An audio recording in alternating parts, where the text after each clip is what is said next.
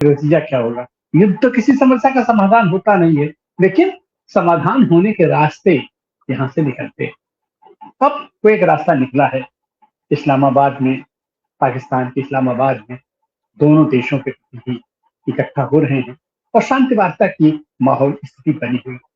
अब सवाल है कि ये माहौल कैसा है, किन परिस्थितियों में ये माहौल बन रहा है। ये माहौल में हम देखें तो दो पक्ष है, एक अमेरिका है जो आक्रामक रहा है और उसके लंबे शोषण का इतिहास है, और दूसरा पक्ष ईरान है।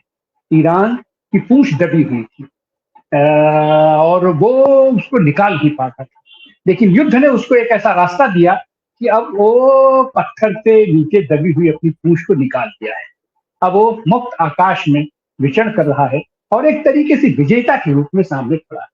और विजेता उसके सामने खड़ा है जिसकी दुनिया में धाक जमी हुई थी, अमेरिका की दादागिरी पूरी दुनिया पर कायम थी। जब जहां जिसको चाहा उस पर हमला कर दिया, जब जिसके ऊपर चाहा प्रतिबंध लगा दिया, जब जिसके ऊपर जैसे चाहा वैसे बात कर लिया, जब जहां चाहा उसके देश में घुस करके उसके राष्ट्राध्यक्ष को उठा ले गया। इन स्थितियों में अमेरिका, और अमेरिका, क्योंकि अमेरिका के साथ एक प्लस पॉइंट है कि उसके ऊपर व्यक्तिगत रूप से उसके ऊपर अपना भौगोलिक रूप से उसके ऊपर हमला नहीं हो सकता है, तो वो हमलावर होता है और हमलावर में वो तमाम देशों की मदद लेता है और अपने सैन्य छावनियां जहां तहां बना रखा है। और उसमें एक उसका इस बीच जो वरिष्ठ सहयोगी के रूप में आया इसराइल को लेकर के उसने युद्ध छेड़ा।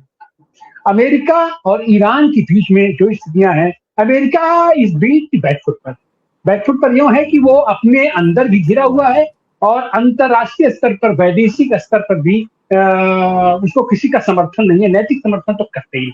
वो भी चाहता है इस युद्ध से बाहर निकले, वो भी महसूस करता है फंस गया है। देखिए उसके बीच में इजराइल आ गया है, बातचीत आगे बढ़ी, लेकिन इजराइल ने उसको मानने से इनकार कर दिया और उसने फिर हमला छेड़ दिया लेबनान पर। तरह तरह से इजराइल चाहता है कि जैसे भी हो, या इजराइल का नेतन्याहू चाहता है कि जैसे भी हो यह लड़ाई चलती रहे, क्योंकि उनके अपने अस्तित्व के लिए, अपने देश में अपने अस्तित्व के लिए ये जरूरी है कि वो लड़ता रहे ताकि सत्ता पर वो कायम रहे। लेकिन इन्हीं सारी परिस्थितियों के बीच फिर एक माहौल ऐसा बना है और इसमें हमारा भारत है जो एक जमाने में थर्ड वर्ल्ड कंट्री का, नॉन लैंड मूवमेंट का बड़ा नेता हुआ करता था और इसकी बात सुनी जाती थी। इसलिए सुनी जाती थी कि ये किसी भी शोषणकारी देश के खिलाफ था, किसी गुट में शामिल नहीं था, निर्द्वंद होकर के एक निष्पक्ष भाव से बातों को रखता था।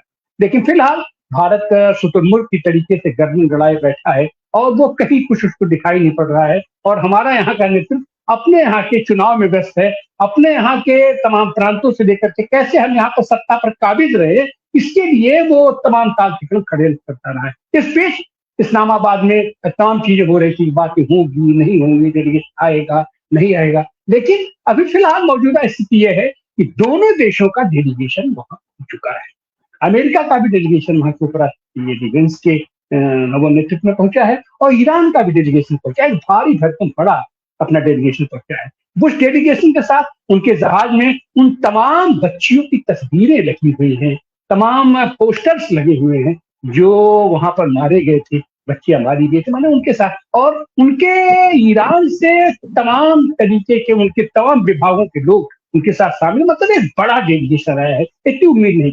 इसका मतलब होता है कि वो भी गंभीरता के साथ इस ये शांति बैठक में भाग लेने आया हुआ है। अब इन दोनों लोगों के बीच में कैसे बात होगी, क्या बात होगी, एक ही बात है, अमेरिका भी अपना गौरव चाहता है वो रखना चाहता है। उसका मकसद है कि उसके डॉलर का वर्चस्व बना रहे, उसका वर्चस्व बना रहे, जो उसकी वो कमजोरी निकल करके सामने आई है उससे वो निजात पाए। और ईरान का है, ईरान अपने पुराने गौरव को प्राप्त कर दे, जो उसके ऊपर प्रतिबंध लगे हुए थे, जो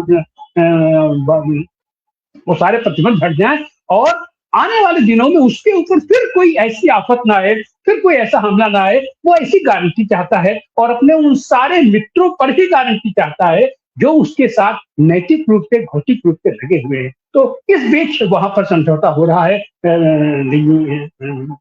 शांति वार्ता वहां चल रही है और उसमें निश्चित रूप से पाकिस्तान की पहली बार पाकिस्तान एक ऐसे बड़े भूमिका में दिखाई पड़ रहा है जिस पर पूरी दुनिया की निगाहें टिकी हुई है, और इस्लामाबाद पर पूरी दुनिया की निगाहें टिकी हुई है कि आने वाले दिनों का विनाश का वो लीडर वहां से निकल के आता है, या वहां शांति स्थापित हो जाएगी और पूरी दुनिया के पैमाने पर फिलहाल तात्कालिक रूप से शांति हो जाए।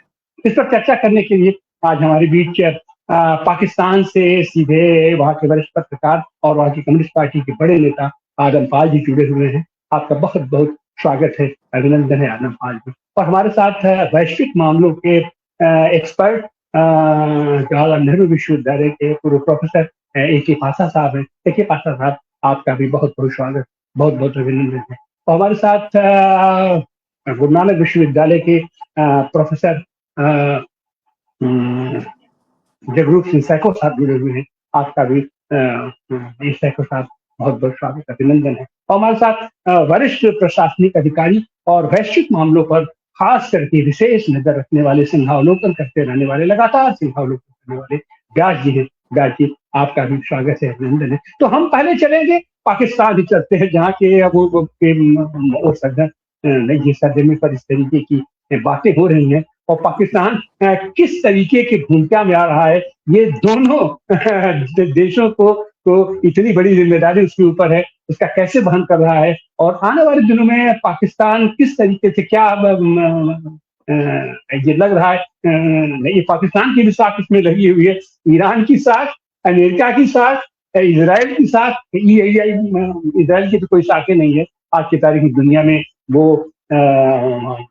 एक आक्रामक के तौर पर और एक विलन के तौर पर अपना उभर के आया है, और वहीं पर पाकिस्तान की भी साख इसमें टिकी हुई है। अब पाकिस्तान के पीछे कौन सी ताकत है, कौन ताकत है, वो तो पूरी दुनिया की ऊपर नजर टिकी हुई है।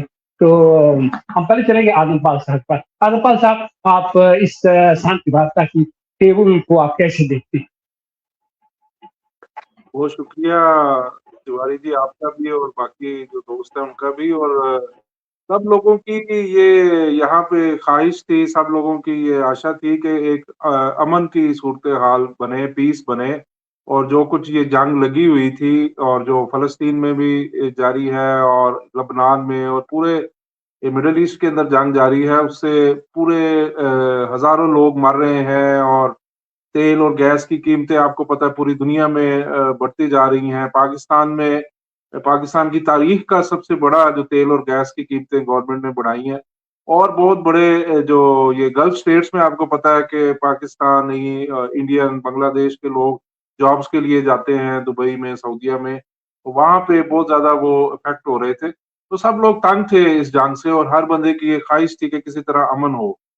लेकिन आपको पता है कि ये अमेरिकन इंपीरियलिज्म ने इम्पोज की, और इसराइल ने इम्पोज किया था ईरान के ऊपर ये सारा युद्ध जो है, और ईरान में बहुत बड़ी तबाही हुई, बर्बादी हुई।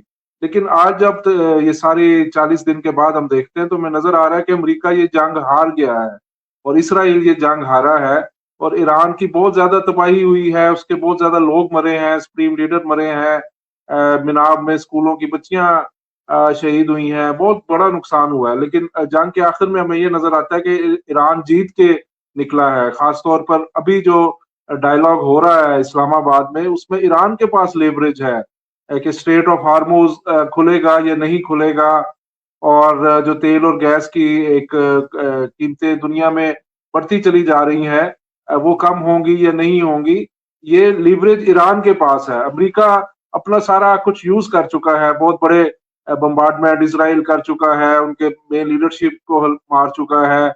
वहां पे जो ग्राउंड ऑपरेशंस की जो कोशिश की गई वो इतनी कामयाब नहीं रही, या ऐसे कोई चांसेस नहीं है कि अमेरिका बहुत बड़ा ग्राउंड ऑपरेशन ईरान में कर सके। इसी तरह स्ट्रेट ऑफ हॉर्मुज खुलवाने के लिए अगर कोई ऑपरेशंस की कोशिश थी तो वो भी नजर आ रहा है कि नहीं कर सकते। इसी तरह जो गल्फ स्टेट्स हैं, सऊदी अरब है, दुबई है, कतर, ओमान, कुवैत है, वो कोई बहुत बड़ी मिलिट्री रिस्पांस नहीं दे सक रहे ईरान को। दूसरी तरफ इसराइल के अंदर भी हम देखते हैं कि ईरान के मिसाइल और ड्रोन्स अभी भी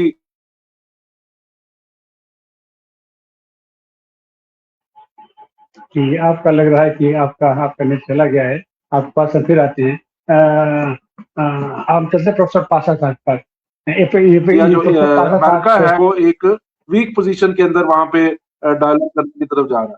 तो यहाँ से हमें नजर आ रहा है कि एक वीकनेस अमेरिकन इंपीरियलिज्म की और ग्लोबल जो सुपर पावर्स है उसकी नजर आ रही है। यूरोपियन इसमें कुछ नहीं कर पा रहे। जी जी। प्रोफेसर चलिए पासा साहब, आपके पास हम फिर आते हैं आजमपाल साहब। प्रोफेसर पासा, आप इस पूरे वार्ता को आप कैसे देखते हैं? अपना जो उम्मीदें थी कि ये वार्ता शुरू होगी नहीं होगी, तरह तरह की बातें चल रही, लेकिन अब तो आ गया है, अपना दोनों पक्ष आकर बैठ गया है वहां पर। जी